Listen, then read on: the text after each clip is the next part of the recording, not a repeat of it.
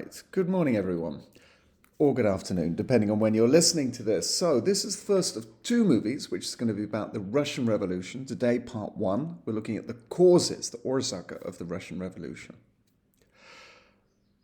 And we're going to look basically why there was a revolution in Russia. Next time we'll look at what kind of revolution it was. And we're going to look at basically two main causes: inequality and oppression before World War One, and stupidity and suffering during World War One. Now, this is the point where I'm going to ask you to please pause, take a piece of paper, and take a pen. You're going to be taking notes, and what I would like you to do is I would like you to work on this diagram here. So we're going to firstly look at causes from before World War One, which can basically be put into two categories: inequality, ongelijkheid, and oppression.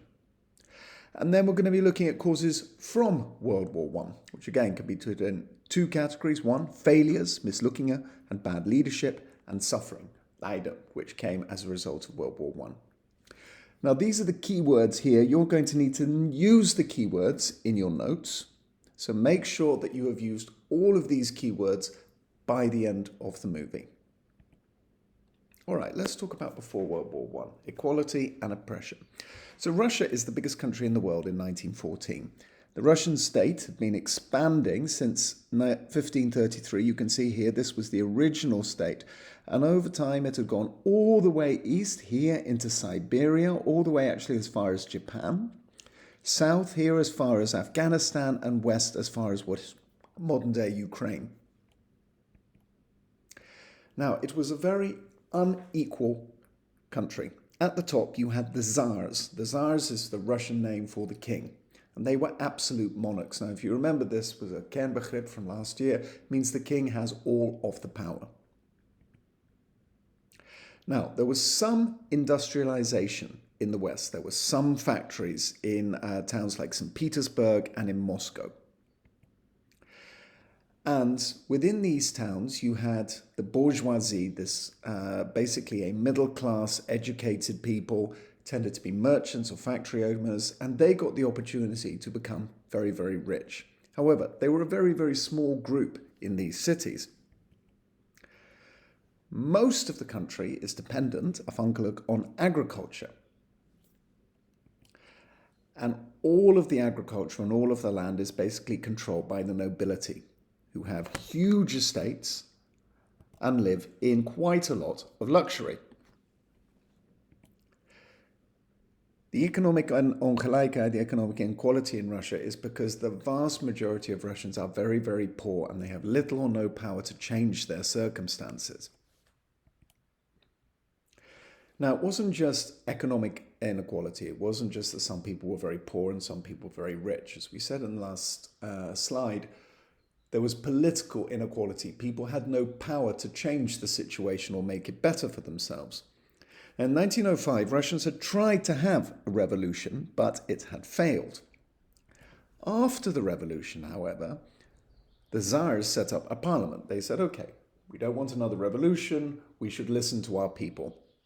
And the idea of this parliament, it would give people a chance to say and have some power in changing Russia or making their lives better. However, the Tsars didn't really give it any power. They were still absolute monarchs. If the Tsar decided he didn't like something the parliament did, well, then he could just say no. So it basically meant that in Russia, common people, normal people, who were listening to ideas from other European countries about democracy and parliaments and having power to the people, they felt they were being ignored. Now, the other problem is oppression. Nicholas II, who was the Tsar, the king, was not a good ruler. He was pretty poor. And if you're a bad ruler and people are unhappy in your country, then you're going to need force and violence to control them. So he had a secret police.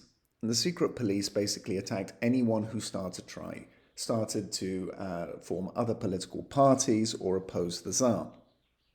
Any enemies were essentially killed or sent to Siberia, to work camps where they would often die or maybe sometimes escape, but basically they were prison labor camps. This guy here, you can see this is from the secret police files, is Stalin. He is later going to be super important, but during this time he was an enemy of the government and he himself was sent to Siberia to one of these camps. So if we've dealt with the causes then from before the First World War, let's get to the First World War itself. Now, at the start of the First World War, Nicholas II thought it would be an absolutely fantastic way to unite his country together against a common enemy. So instead of everyone being annoyed and angry at him, people would start to be annoyed and angry at Germany instead.